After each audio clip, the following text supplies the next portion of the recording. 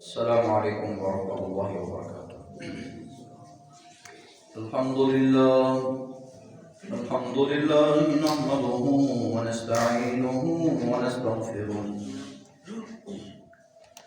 ونعوذ بالله من شرور أنفسنا ومن سيئات أعمالنا.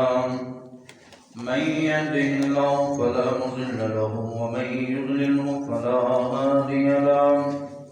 ونشهد أن لا إله إلا الله وحده لا شريك له ونشهد أن محمدا عبده ورسوله أرسله بالحق بشيرا ونذيرا وداعيا إلى الله بإذنه وسراجا منيرا. اللهم صل على محمد وعلى آل محمد كما صليت على إبراهيم وعلى آل إبراهيم إنك حميد مجيد. اللهم بارك على محمد وعلى آل محمد كما باركت على إبراهيم وعلى آل إبراهيم إنك حميد مجيد. قال رب اشرح لي صدري ويسر لي أمري واحلل عقدة من لساني يفقهوا قولي. رب زدني علما. أما بعد فأعوذ بالله من الشيطان الرجيم. بسم الله الرحمن الرحيم. يا أيها الذين آمنوا اتقوا الله حق تقاته ولا تموتن إلا وأنتم مسلمون. يا أيها الناس اتقوا ربكم الذي خلقكم من نفس واحدة وخلق منها زوجها وبث منهما رجالا كثيرا ونساء واتقوا الله الذي تساءلون به والأرحام إن الله كان عليكم رقيبا. يا أيها الذين آمنوا اتقوا الله وقولوا قولا سديدا يصلح لكم أعمالكم ويغفر لكم ذنوبكم ومن يطع الله ورسوله فقد فاز فوزا عظيما. أما بعد فإن خير الحديث كتاب الله وخير الهدي هدي محمد صلى الله عليه وسلم وشر الأمور محدثاتها وكل محدثة بدعة وكل بدعة ضلالة وكل ضلالة في النار. وقال الله تبارك وتعالى في القرآن المجيد.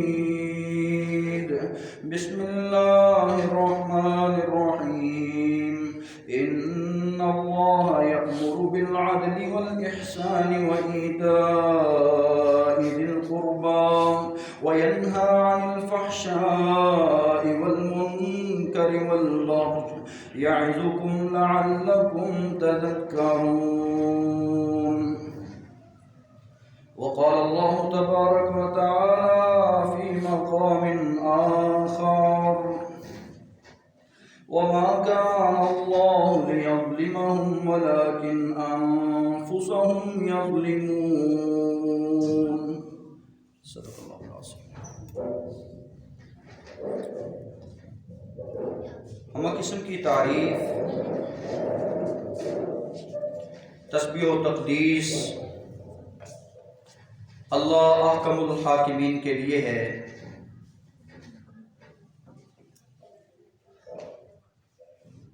جو ذات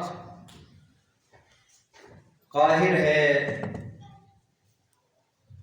وَهُوَ الْقَاهِرُ فَوْقَ عِبَادِهِ وَهُوَ الْحَكِيمُ الْخَبِيرُ. جو ذات قہار و جبار ہے، هو الله الذي لا إله إلا هو عالم الغيب والشهادة هو الرحمن الرحيم. هو الله الذي لا إله إلا هو الملك القدوس السلام المؤمن المهيمن العزيز الجبار المتكبر سبحان اللہ عما یشرکون۔ درود و سلام اس ہادی نبی پر جس نے مظلوم کی مدد کرنے کا ہمیں درس دیا ہے۔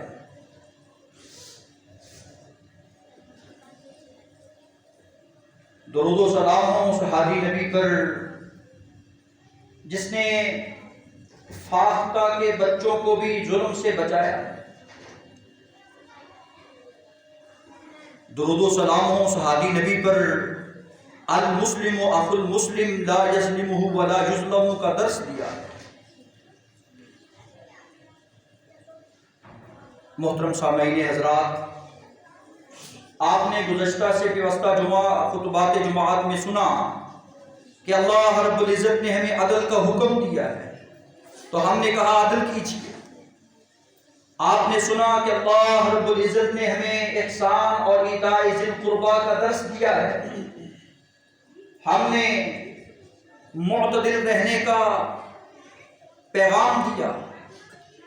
ہم نے سنا کہ اللہ رب العزت نے 3 باتوں سے منع کیا ہے، وَيَنْهَا عَنِ الْفَحْشَاءِ، فحاشی اور بے حیائی سے۔ ہم نے یہ پیغام دیا کہ حیا کیجیے۔ اللہ رب العزت نے وَالْمُنْكَرْ وَالْبَغْيِ، برائی، بغاوت، سرکشی سے ہمیں روک دیا ہے، ظلم و زیادتی سے ہمیں روک دیا ہے۔ یہ نصیحت ہے، شاید کہ تم نصیحت حاصل کر لو۔ آج کا جو پیغام ہے جو مختصر وقت کے اندر دیا جائے گا، اتقوا الظلم، لوگوں ظلم سے بچ جاؤ۔ یہ دنیا دار انتہا ہے۔ دنیا کی زندگی میں امتحان لیا جاتا ہے۔ اللہ رب العزت نے اپنے نبی کے ساتھیوں کا امتحان ان کے دلوں کا لیا، ہمارا ظاہری لیا جا رہا ہے۔ وہ دلوں کے امتحان میں پاس ہو گئے، ہم ظاہر میں فیل ہو رہے ہیں۔ یہ دنیا دار الابتلاء ہے، آزمائش کا گھر ہے، دار القرار نہیں ہے۔ یہاں دکھ ہیں، پریشانیاں ہیں، مصیبتیں ہیں۔ آج مسلم معاشرے میں اور ہمارے حالیہ دور میں یا اس وطن عزیز میں بربریت، ظلم کی انتہا چکی۔ چاہیے تو یہ تھا یہ مسلم سوسائٹی کے لوگ، پاکستان کے رہنے والے عدل کی فضا کو قائم کرتے، حقدار کو اس کا حق دلواتے، لیکن یہ غاصب اس قدر غصب میں اندھا ہو چکا ہے، تعصب میں اس قدر آگے بڑھ چکا ہے کہ حقدار کو اس کا حق نہیں دیا جا رہا، جس کو حقیقت میں ظلم کہا جاتا ہے۔ کسی کی عزت میں، کسی کی چیز میں، کسی کے حق میں کوئی کمی پیشی کرنا، یہ ظلم ہے۔ اور اس ظلم کی مذمت اللہ رب العزت نے قرآن مجید میں بے شمار جگہوں پر کی ہے۔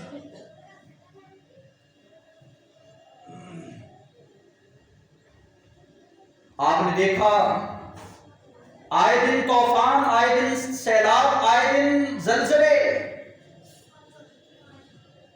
میں نے بات یہاں ختم کی تھی، ظہر الفساد فی البر والبحر بما کسبت ایدی الناس، یہ تمہارے ہاتھوں کی کمائی، لیذیقہم بعض الذی عملوا لعلہم یرجعون، تاکہ تمہیں مزہ چکھایا جائے، شاید کہ تم میری طرف واپس پلٹ آؤ۔ سورہ شورا مال کی عرض و سما فرماتے ہیں، رہنے والوں سنو، دار الامتحان میں زندگی بسر کرنے والوں سنو، تمہیں جو بھی کوئی مصیبت آتی ہے، جو تمہیں کوئی دکھ آتا ہے، فَبِمَا كَسَبَتْ أَيْدِيكُمْ، یہ تمہارے ہاتھوں کی وجہ سے، تمہارے کیے تمہارے سامنے آتے ہیں۔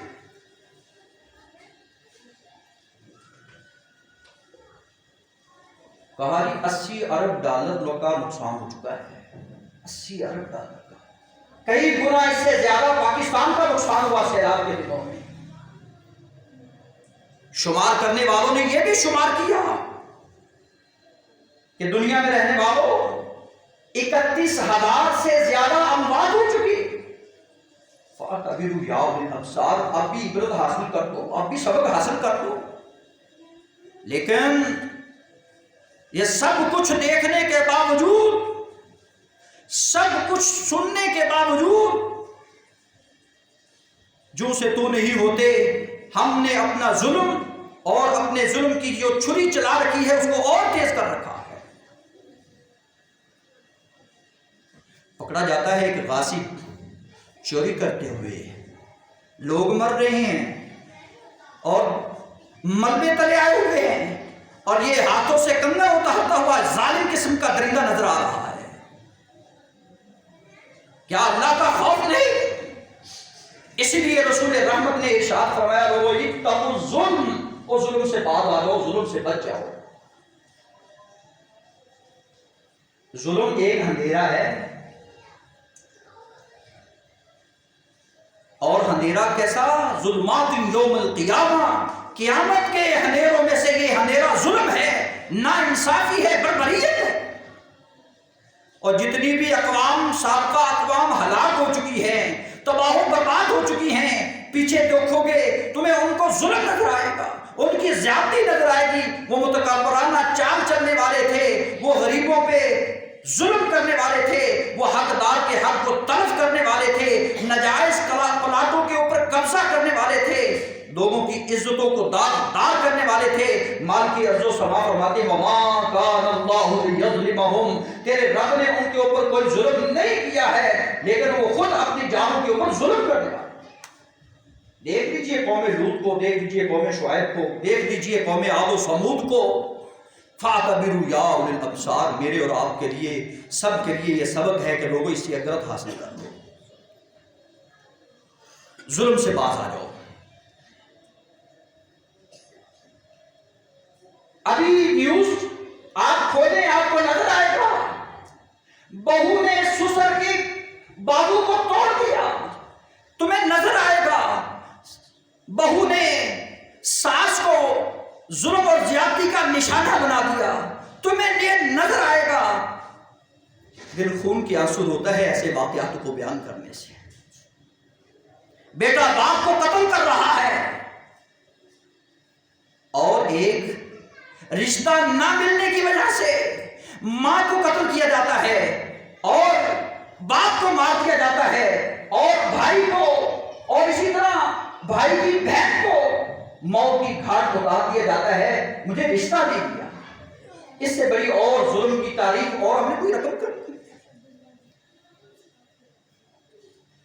یہ ماں جو قرآن کا فیصلہ کرواتے ہوئے آپ نے سوشل میڈیا پہ نیوز چلتی دیکھی، کیا ہوا ہے بلوچستان میں؟ اللہ ہدایت نصیب فرمائے، اللہ ہمیں سمجھ نصیب فرمائے۔ یہ دنیا کی عدالت ہے جس میں ماں کو، بھائی کو، باپ کو، بیٹوں کو انصاف نہیں ملتا۔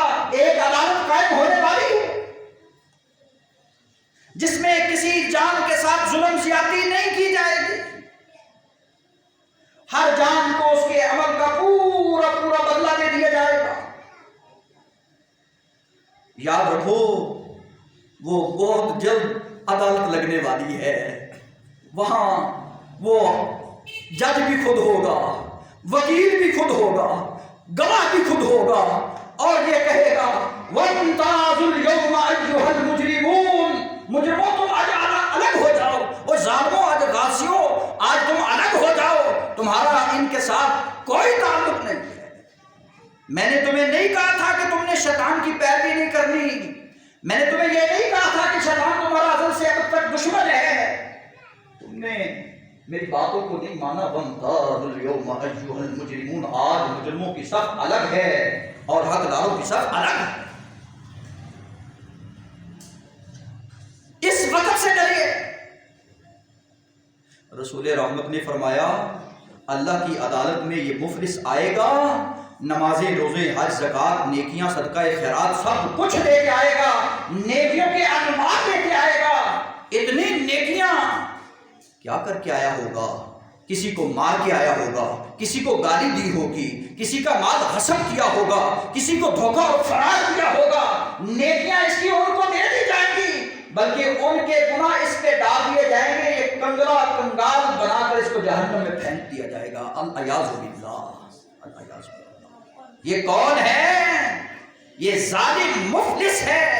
حقیقت میں اگر کوئی غریب دیکھنا ہو تو تمہیں یہ نظر آئے گا جو جناب محمد رسول اللہ نے ظاہری طور پر ہم کو دکھا دیا ہے، ظاہری سوال اور اس کا جواب دے دیا ہے کہ لوگوں دیکھ لو، یہ غاصب قسم کا آدمی کل قیامت کے دن نیکیاں تو لے کر آئے گا، لیکن اکل مال ھذا، کسی کا اس نے مال کھایا ہوگا، کسی کو اس نے مارا ہوگا، کسی کو اس نے گالیاں دی ہوگی، حقداروں کو اس کے حق دے دیے جائیں گے اس کی نیکیوں کی صورت میں، ان کے گناہ اس پہ ڈال دیے جائیں گے، آخر میں اس غریب کنگلے کو جہنم پھینک دیا جائے گا۔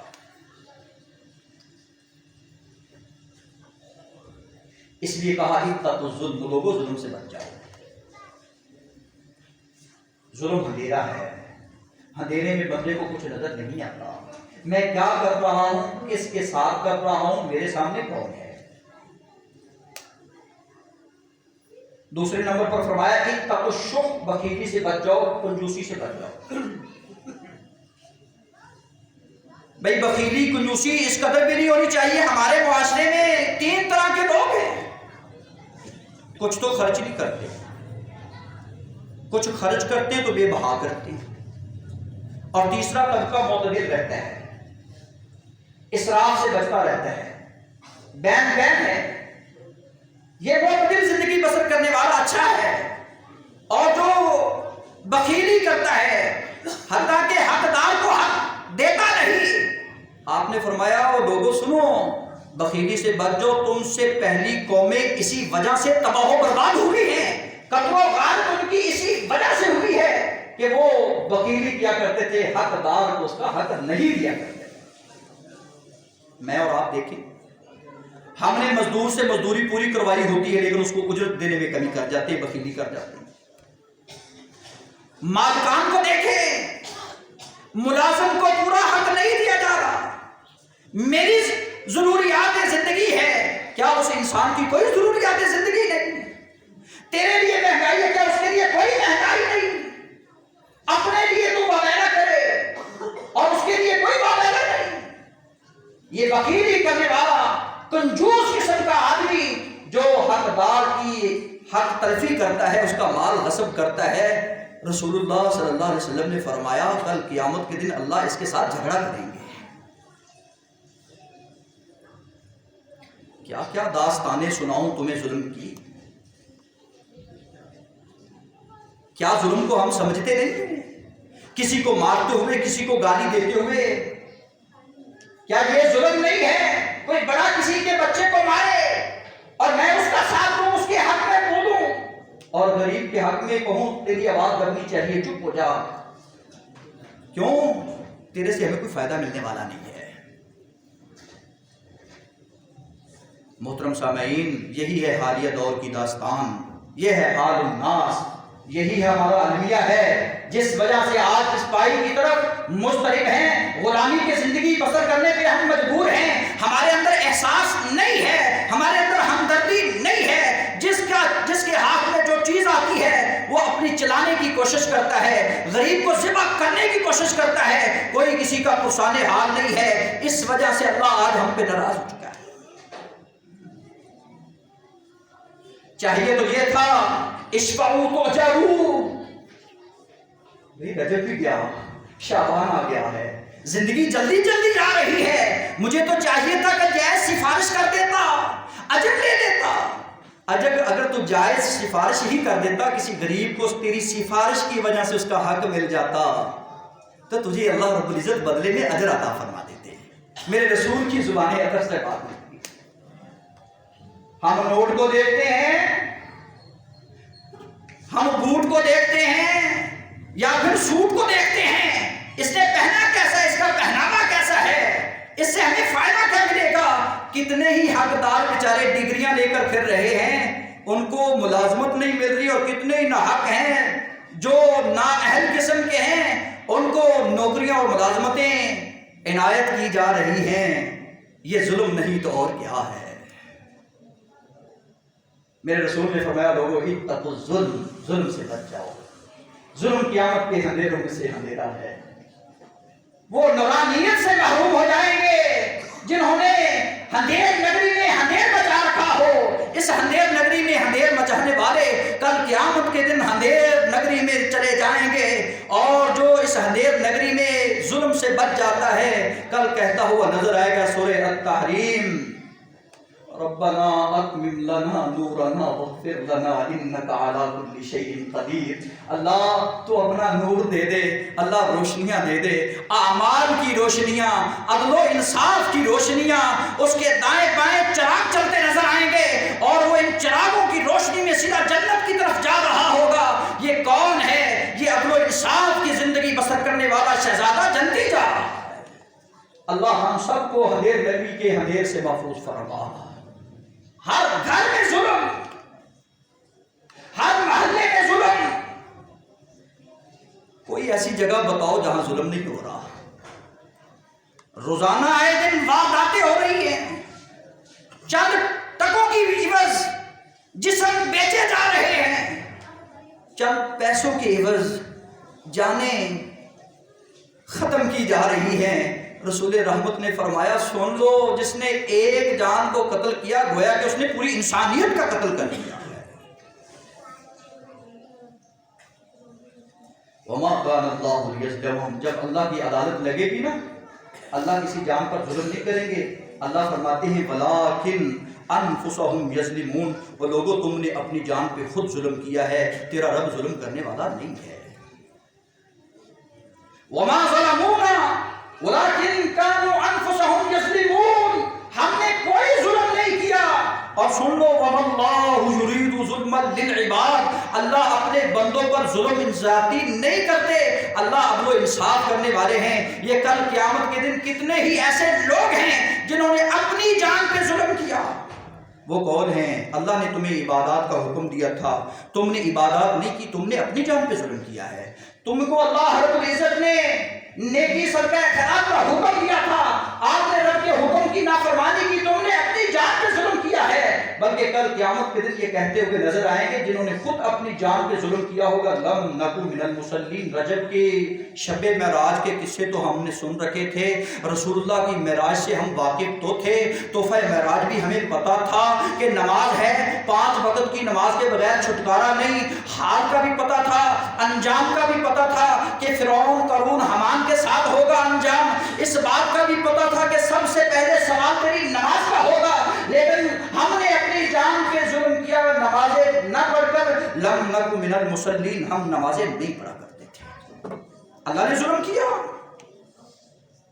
اللہ فرماتے ہیں اللہ، تیرا اللہ اپنے بندوں پہ ظلم نہیں کرتا، بلکہ میں نے تو اپنی جان پہ ظلم کو حرام کر لیا ہے۔ میں تو تمہیں بھی حکم دیتا ہوں فلا تظالموا، اے ابن آدم، آدم کے بیٹے، محمد رسول اللہ کی امتی، فلا تظالموا، کسی چھوٹے پہ ظلم نہ کرنا۔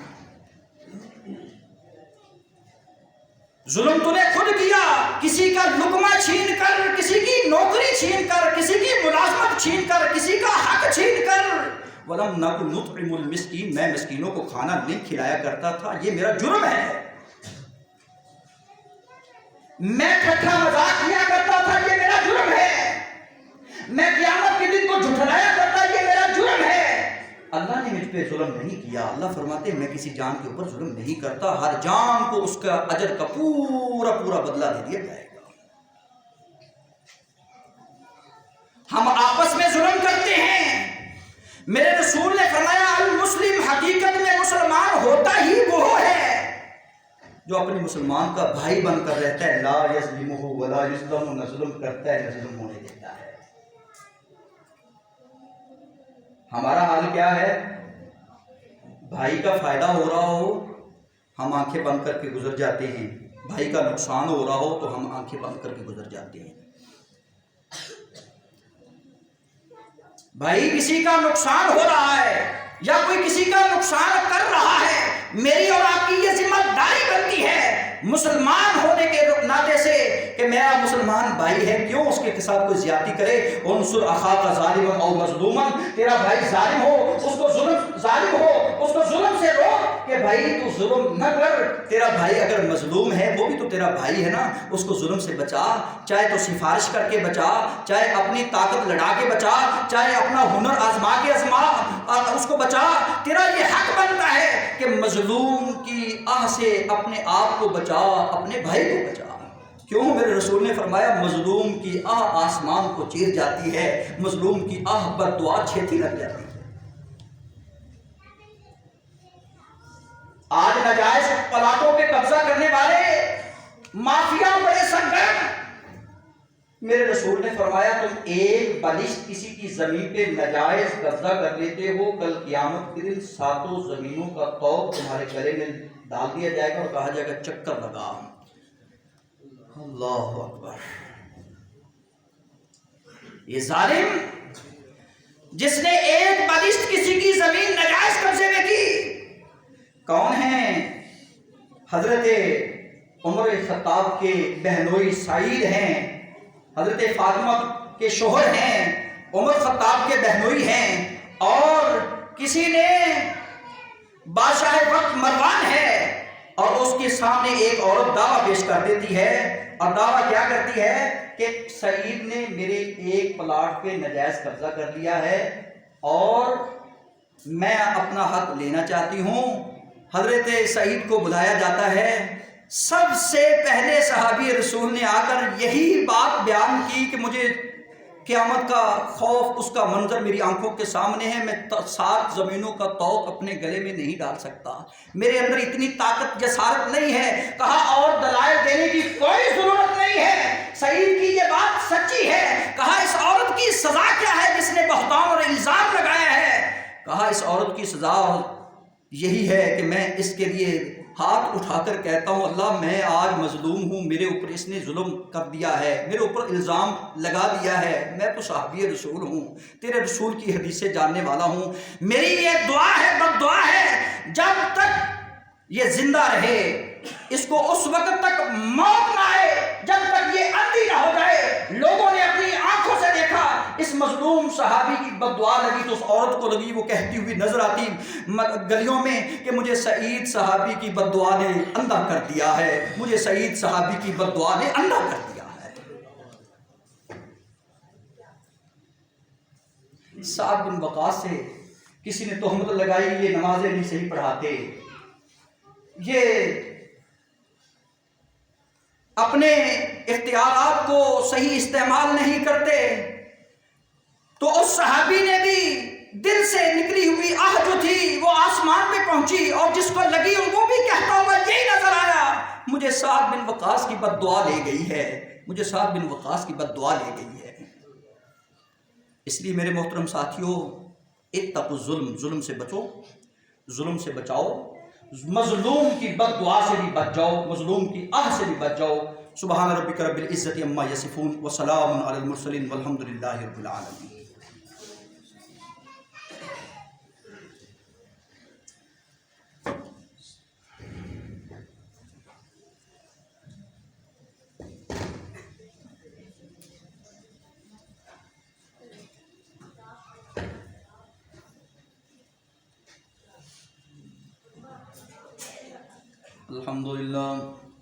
الحمد لله نحمده ونستعينه ونستغفره ونعوذ بالله من شرور أنفسنا ومن سيئات أعمالنا، من يهده الله فلا مضل له ومن يضلله فلا هادي له، ونشهد أن لا إله إلا الله وحده لا شريك له، ونشهد أن محمدا عبده ورسوله، أما بعد فأعوذ بالله من الشيطان الرجيم، بسم الله الرحمن الرحيم، يا أيها الذين آمنوا اتقوا الله وقولوا قولا سديدا يصلح لكم أعمالكم ويغفر لكم ذنوبكم